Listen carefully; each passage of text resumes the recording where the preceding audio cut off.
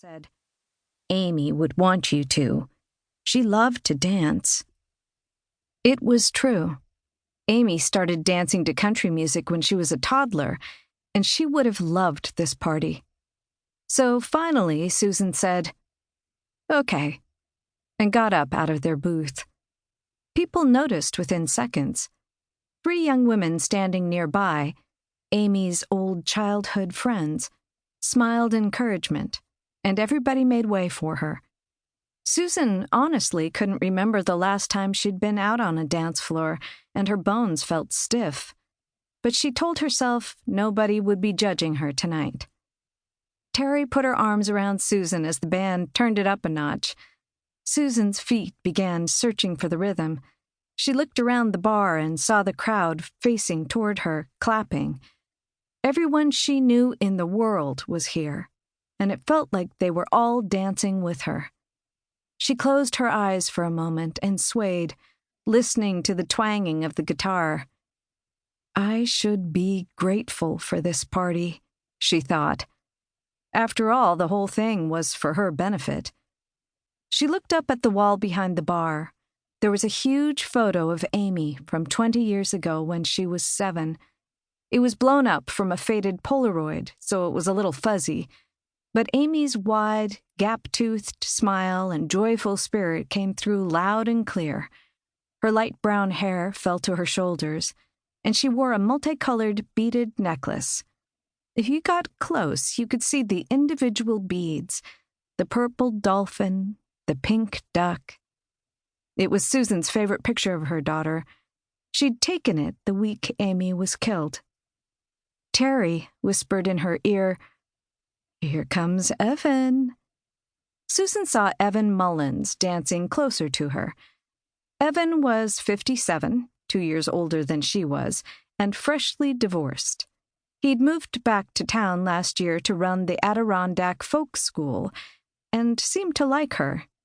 He came by the diner at least once a week and flirted with her, and Terry always said if Susan encouraged him just a little bit, he'd ask her out.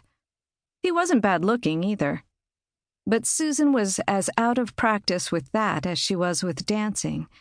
So now she looked at Evan's big smile and red checkered shirt and gave him the briefest of smiles in return, then looked away. She found herself facing her mother, sitting in a nearby booth drinking beer and bobbing her head to the music. Lenora waved at her, then leaned past her oxygen tank and shouted over the music, "Nice party, huh?" Right. Nice party. Despite herself, Susan felt a sodden mass of buried rage rise back to life in her chest. What happened to Amy was her mother's fault.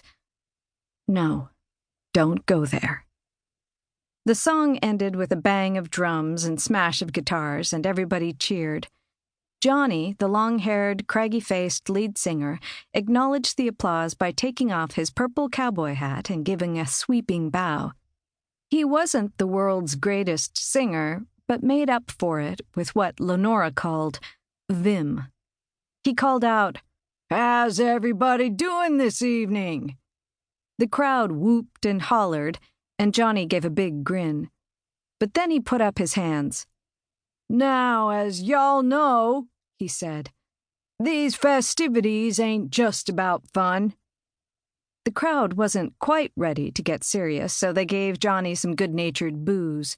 "Shut up and sing," one drunk guy on the dance floor shouted.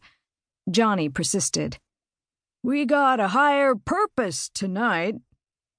Now everybody turned quiet. The drunk guy started to shout his displeasure, but somebody elbowed him in the side and he stopped in mid-yell. "In honor of which," Johnny continued, taking the microphone off the stand, "I would like to call Susan Lentigo, Amy's mom, to the stage." Susan hated speaking in public, but she'd had enough experience since her daughter's murder that she'd gotten okay at it. So now she smoothed her dark brown hair, adjusted her glasses, and took a deep breath to steady herself as she walked up to the small raised bandstand. She wasn't into clothes, as she had been years ago.